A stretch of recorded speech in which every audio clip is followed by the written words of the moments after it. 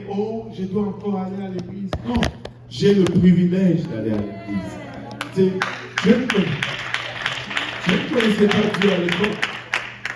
J'étais à la maison, il faisait moins 27 degrés.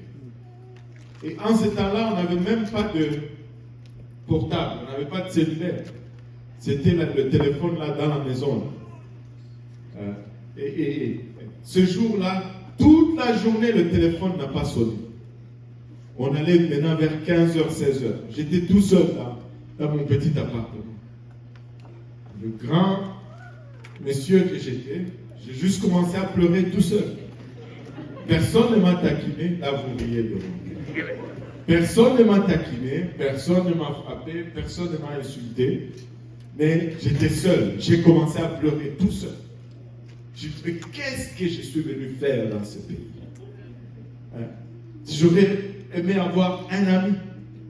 C'est une bénédiction d'avoir un ami. Juste quelqu'un avec qui se chicaner. Et pour d'autres, ici on est au Canada. Certains d'entre vous, votre frigo est plein. Votre congélateur est plein.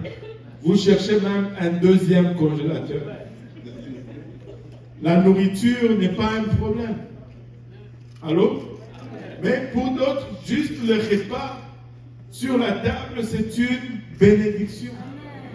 Je me rappelle, il y a beaucoup de souvenirs qui me viennent en tête. En 2013, je suis allé au Congo avec le frère Mike McManus.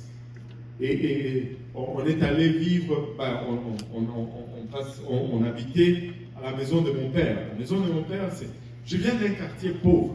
C'est un quartier pauvre. Mes parents n'étaient pas riches. Et comme c'est une marque de quartier pauvre, c'est qu'il y a toujours beaucoup d'enfants. C'est vrai, hein? Il y a toujours beaucoup d'enfants. Et mon quartier, il y avait tellement d'enfants qu'on appelait cela Mamanabatoto. C'est-à-dire les quartiers là où il y a les mamans et leurs enfants. Et chaque matin, il y avait tout un groupe d'enfants qui venaient devant la clôture. Et on veut jouer avec le blanc, où est-ce qu'il est? Et il y en avait de toutes tailles. Et la plupart n'avaient pas de chaussures. Et d'autres avaient des culottes sans haut. Et vous n'allez pas me croire, mais d'autres n'avaient rien du tout.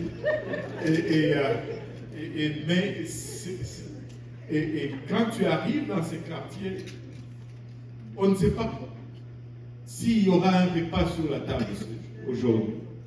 Et là, le frère Mike, qui a observé cette pauvreté, et de temps en temps, il allait aller au marché, il allait acheter des poules.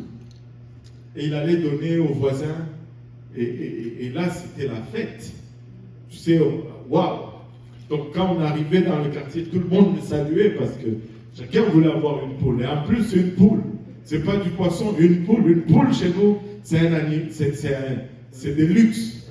C'est ce qu'on réserve aux invités. Alors, et il donnait la poule aux voisins, tu voyais la voisine, comment elle était contente, elle prenait la poule, tu entendais la poule. Après, à un moment donné, c'était un silence de ce côté.